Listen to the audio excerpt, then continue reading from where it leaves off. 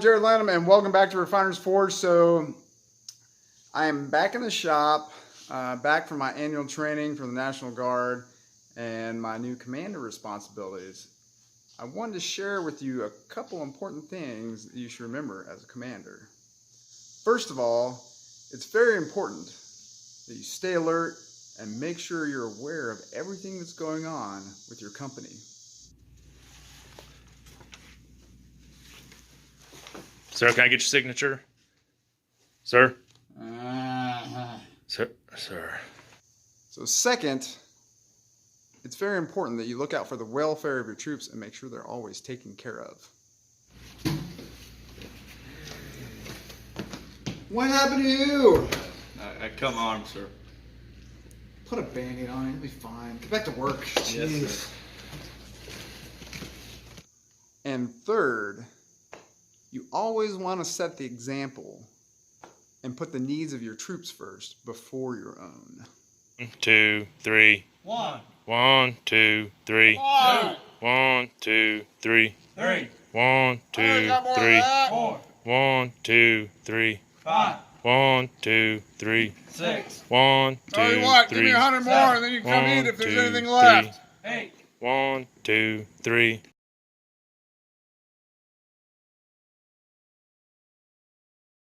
Today, we're going to be working on making a couple tomahawks out of a railroad clip. So railroad clips are about 1060 steel, so they're really good for making stuff like tomahawks. But make sure you stay tuned to the end to get details about another giveaway. All right, let's get started. So the first thing I want to do is get this thing straightened out.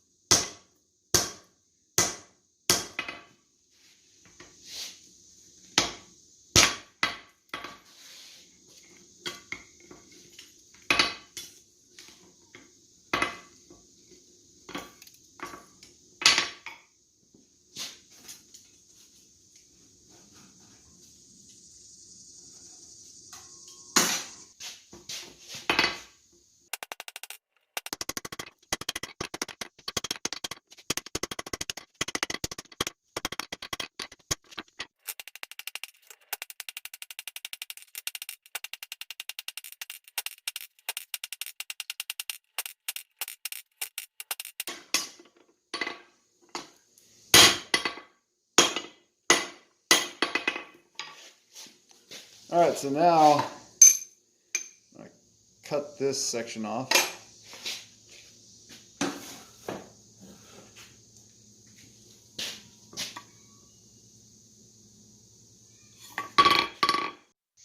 I had my mic hooked up wrong here, so I'm going to do some voiceover, but if you don't have a hot cut hardy, you can let it cool down and then cut it with a angle grinder with a cutoff disc.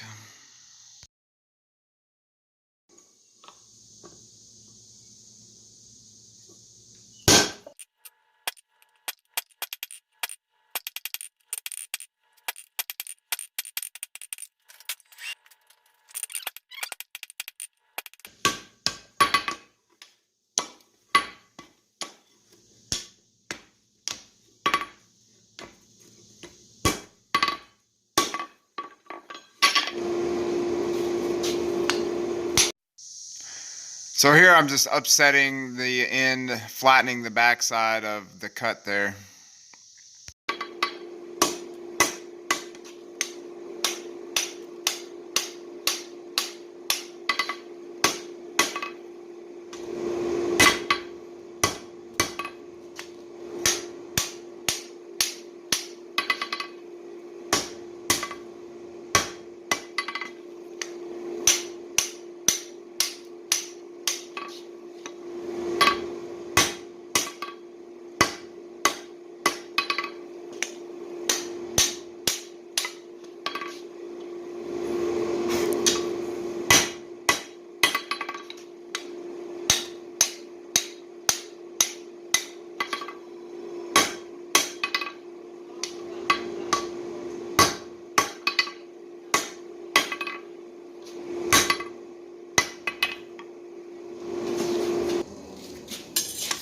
All right, so now I'm going to measure 4 3/4 inches.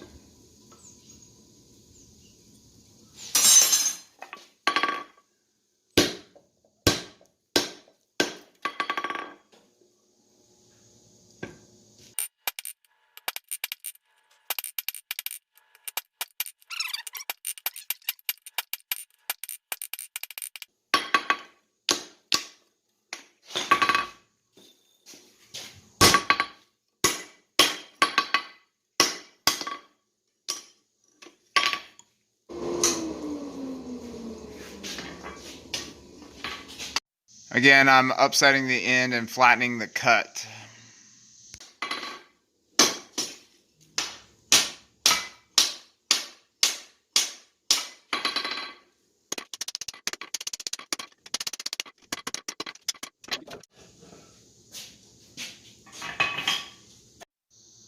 I'm cutting another 4 3/4 inches to make the second tomahawk.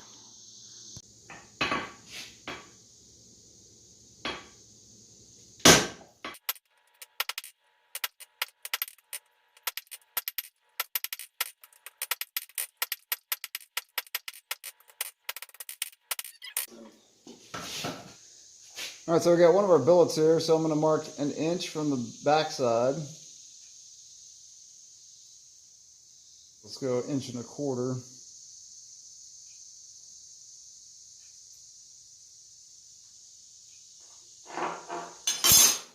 Take my square.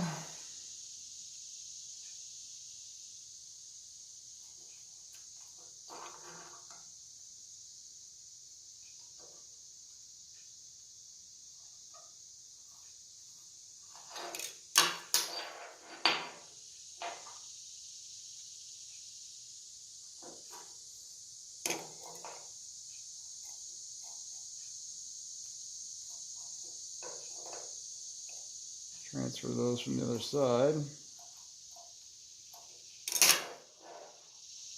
And we're gonna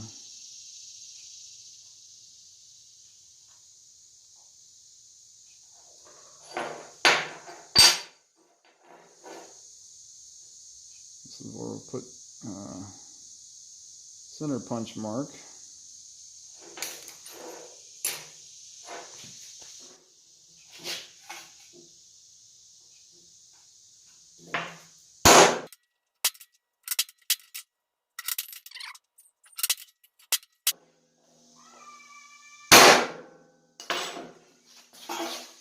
All right, so when I go to make the hole, I'm going to use this chisel instead of a punch because there's not a whole lot of material there. So we want to slit it and not punch it. So we're not removing any material and we're leaving the maximum amount of material there for the cheeks. I'll get this done to the other billet and we'll start splitting. All right, so I did this off camera, but I don't know, hopefully you can see there's a little line right here. So I use this cold chisel to make that line in there. So when I pull it out of the fire and I go to start slitting, my hot cut chisel, I'll be able to find that line real easily. Make sure I'm straight.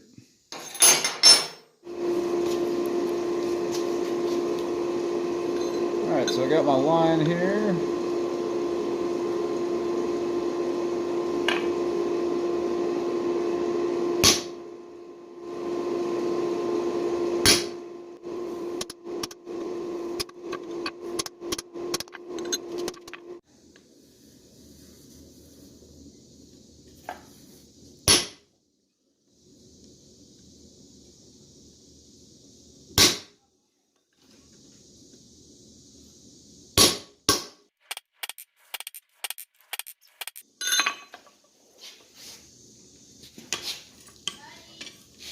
Alright, so this is the third heat.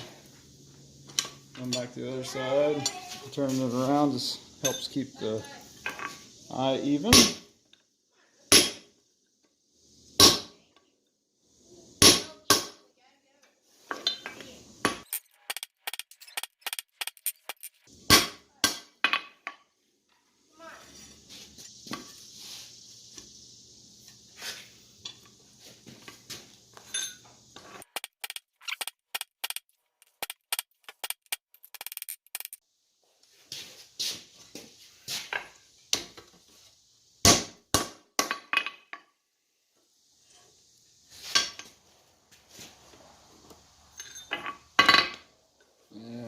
This is the 5th heat.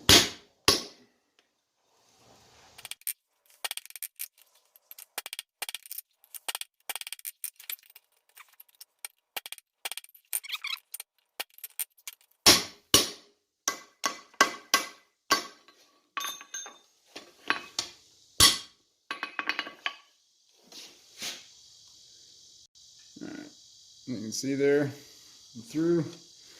We'll take another heat, widen that out.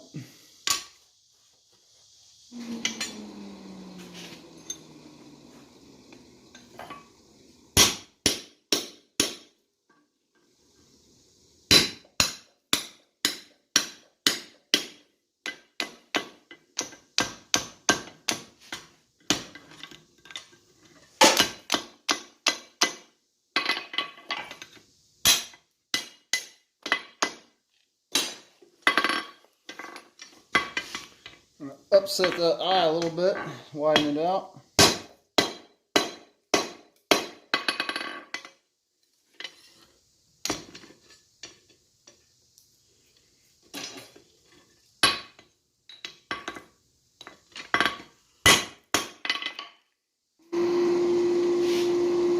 Take this round drift here.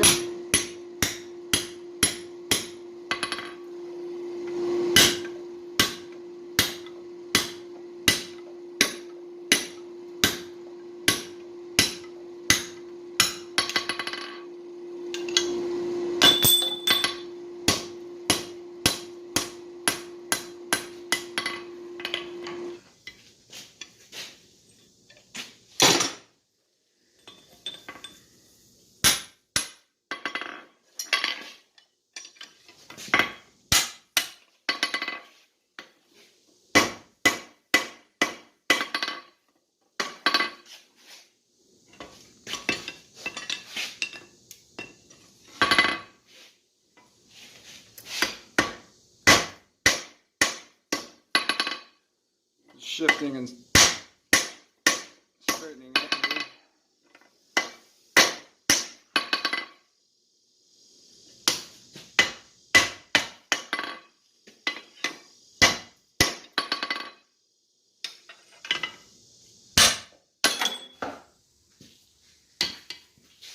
Alright, so now we're going to start drifting with the drift.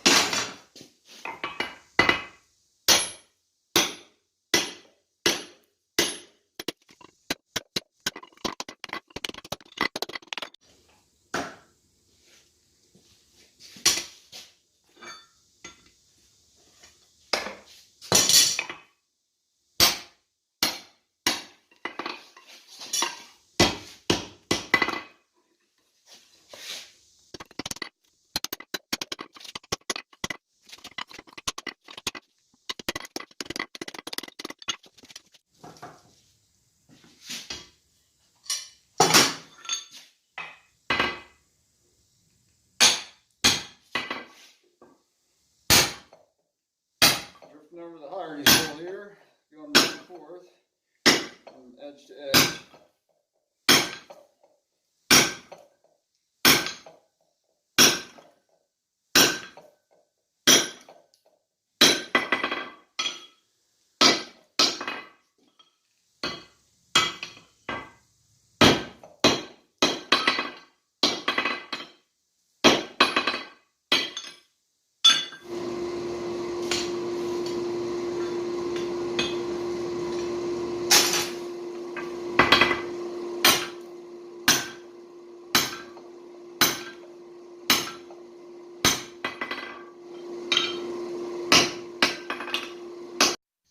This is the last drift before we start spreading the bit, and typically on a Tomahawk you only drift from one direction. I decided I wanted to make one of them a bearded hawk, so I'm taking this top tool, which I made out of a Harbor Freight engineer hammer, and creating a set down.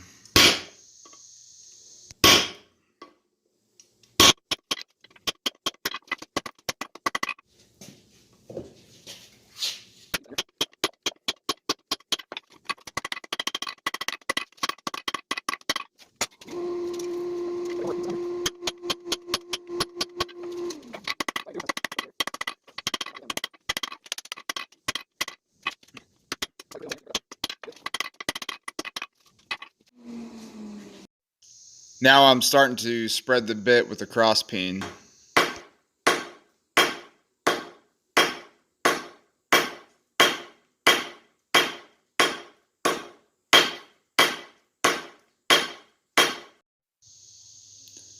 I'm using a cross peen that I forged. It's a little over 3.5 pounds. I had a viewer, Della, when I posted a picture of these, ask if they were doable by hand to forge, since they're a tougher steel, being 1060, and it is completely doable by hand. I think a big mistake people make is trying to work the steel too cold. You want to make sure you're working it hot, especially when you're trying to move the metal. Here I'm just planishing it at a lower heat, smoothing it out. But you don't need a power hammer or a press to make these.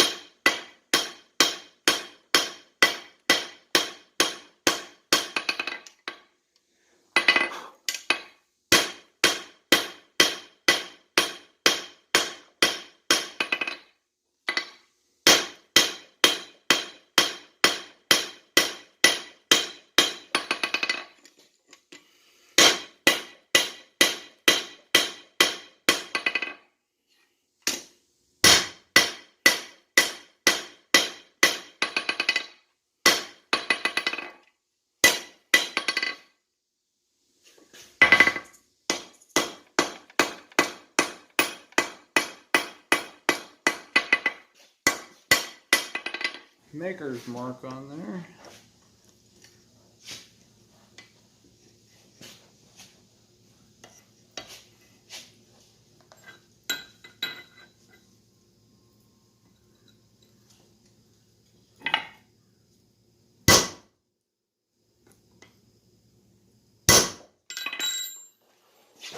I'm going to draw the cheeks out under the power hammer here.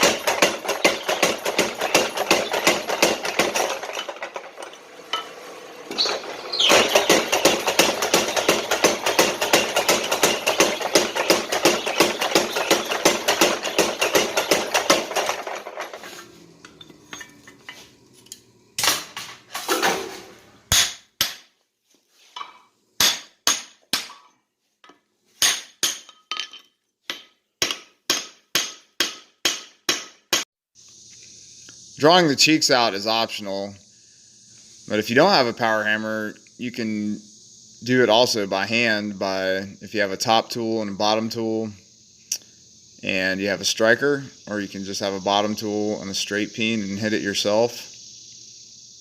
You could also make a spring swage to spread the cheeks.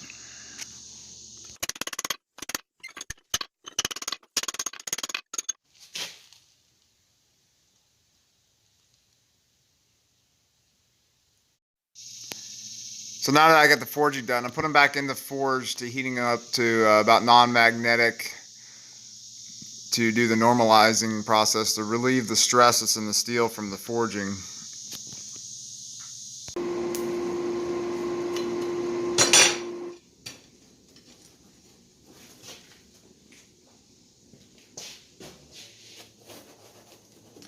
So I'm putting them on the other side of the forge that I'm not using to let them air cool slowly. Normalizing is done, so now I'm going to do the rough grind and then the hardening. I'll do the grinding off camera because that's not exciting at all. I've got the rough grind done and now I am hardening it. I heat it up to non-magnetic in the forge and quenching it in oil.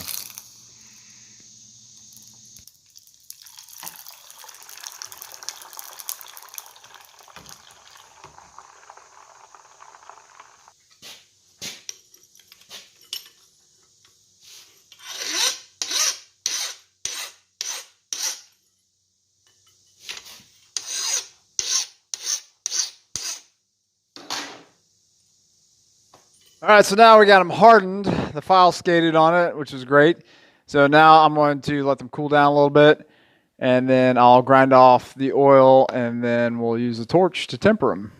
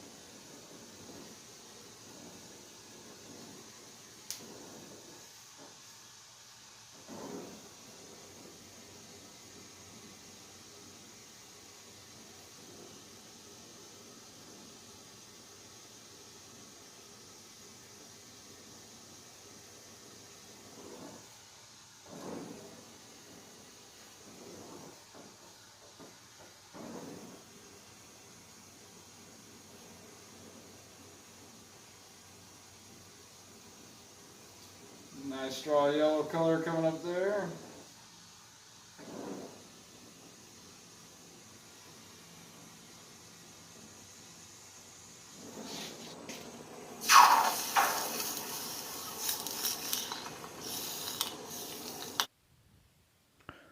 The color's kind of hard to see, but there's a straw yellow there.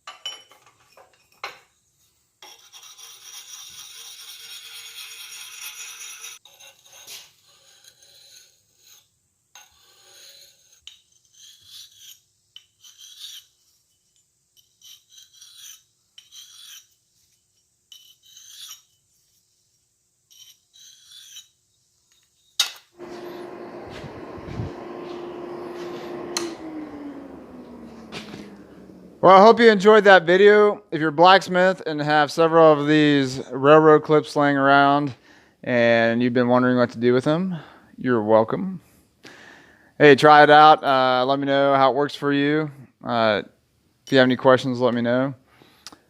Also, if you're not a blacksmith and you'd like to purchase one of these, they'll be available on my Etsy page. Go to the description, check out the link for that. Also, I'm very close to 200 subscribers. By the time I post this video, I may already be there. But this is going to be the 200 subscriber giveaway. It's a small blacksmith's knife that I forged out of 5160 when I was out in Arizona last January. And I visited Rich Greenwood with Desert Metal Crafts. He and a couple other people have started a blacksmithing school out there. He was very gracious to allow me to come to the shop, interview him.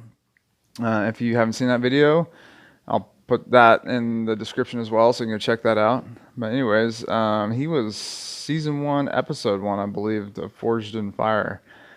So go to the description and click on the link for the giveaway before you comment or subscribe or anything.